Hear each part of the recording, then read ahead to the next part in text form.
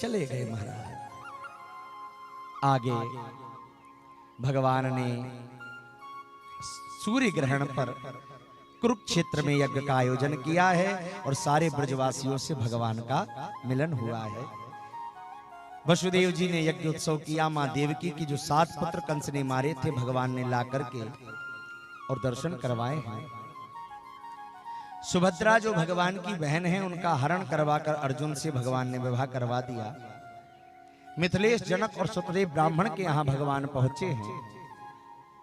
वेदों ने भगवान की स्तुति गाई। शिव जी का संकट मोचन बनकर के भगवान ने रक्षा करी। भृगु जी ने 3 देवों की परीक्षा ली है और भगवान उसमें पास किया है। ब्राह्मण बालकों को लाकर भगवान ने दिया। यहाँ 10वां स्कंद पूर्ण होता है। भागवत जी का 81वां स्कंद प्रारंभ होता है जिसे मुक्ति आश्रय कहा गया है। आज यदुवंश की संख्या 56 करोड़ पहुंच गई। भगवान को लगा कि अगर मैं चला गया तो पूरी दुनिया में यदुवंशी रह जाएंगे। भगवान ने क्या किया, चतुर्मासा के लिए कुछ संतों को बुलवाया है और भगवान की इच्छा से ही भगवान के कुल को श्राप लगा है। भगवान के द्वारिका में कुछ संत पधारे और जाम्बती का पुत्र सांब स्त्री के वस्त्र पहनकर, वस्त्र लगा करके गर्भस्थ स्त्री बनकर के पहुंच गया और पूछने लगे, बताओ संतों से कि इन्हें क्या होगा, पुत्र या पुत्री। संत बोले, भाई बच्चों खेलो, यहां हमसे ये प्रश्न मत पूछो। बोले नहीं नहीं, बताओ पुत्र होगा कि पुत्री। वहीं पर दुर्वासा ऋषि बैठे थे। बोले यहां आओ, हम बताते हैं पुत्र होगा कि पुत्री। जैसे ही दुर्वासा ऋषि आए, बालकों से कहा, ना इससे पुत्र होगा ना इससे पुत्री होगी। जनयत्य शुभो मंदा मूसलम कुल नाशनम। इससे एक मूसल का जन्म होगा जिस मूसल से तुम्हारे कुल का नाश हो जाएगा। जैसे ही कपड़ा हटाया, मूसल निकला है, उसे घिसवा करके फेंक दिया। एक छोटा सा टुकड़ा बचा है, उसे एक बहेलिये ने अपने बाण पर लगा लिया और जो फेंका था घिसवा कर, उससे एलका नाम की कटीली तलवार की तरह घास बन गई है। इधर नवयोगेश्वरों का संवाद हुआ है। इसके बाद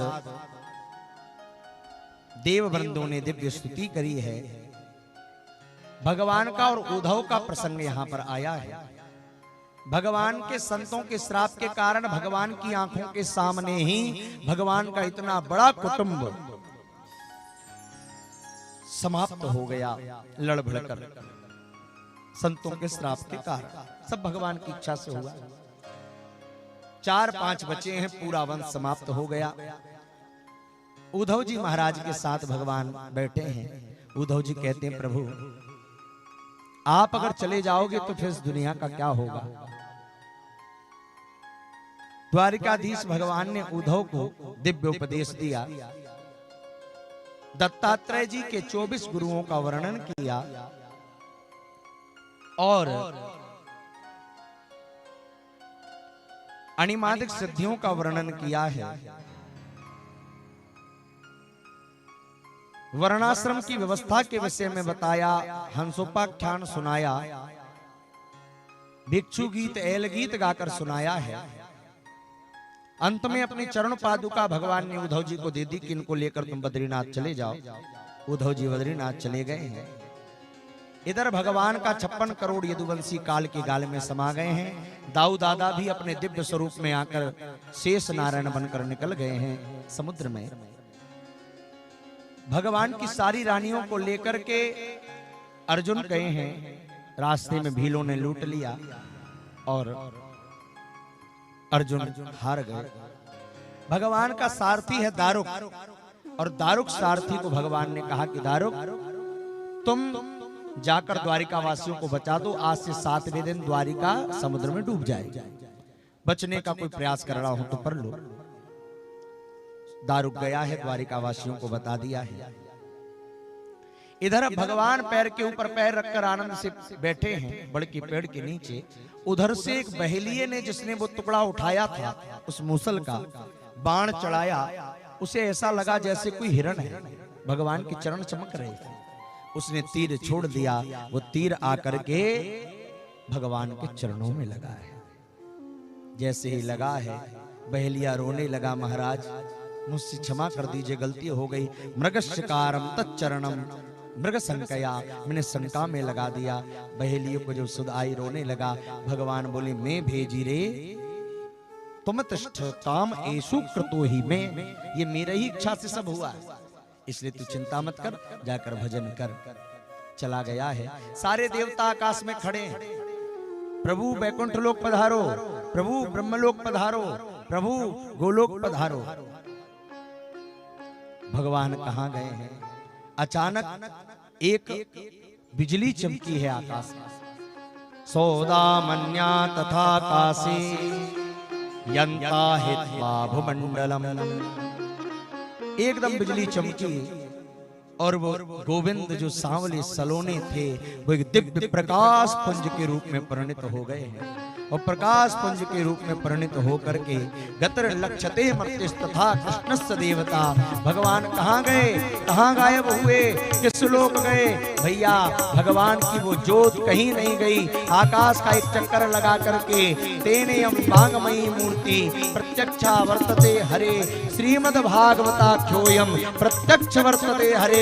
भगवान आकर श्रीमद् भागवत में विराजमान हो गए हैं। कहिए भागवत भगवान। भगवान इस धरा को छोड़कर कहीं गए ही, एक ज्योत के रूप में प्रकट हुए हैं और श्रीमद् भागवत में विराजमान हो गए हैं। स्वकीयम यद्भवत् तेजः दच्च भागवतो दधात। साक्षात कृष्ण आज भी हमारे सामने श्रीमद् भागवत के रूप में विराजमान है। अंतिम स्कंद द्वादश स्कंद में सुखदेव जी का परीक्षित का संवाद है। सुखदेव जी कहते हैं राजन अब तुम चिंता मत करो, भगवान के जाते ही कलयुग आ गया है और इस कलयुग का मनुष्य जन्म से ही ईर्ष्यालु मुमुक्षु होगा और दिन रात लूट पाट में ही लगा रहेगा। जब इस कलयुग को बढ़ जाएगा ये कलयुग, तब इस कली काल में भी भगवान अवतार लेंगे। भागवत के द्वादश स्कंद में पूरा परिचय दिया है, कब होगा, कहां होगा, कैसे होगा।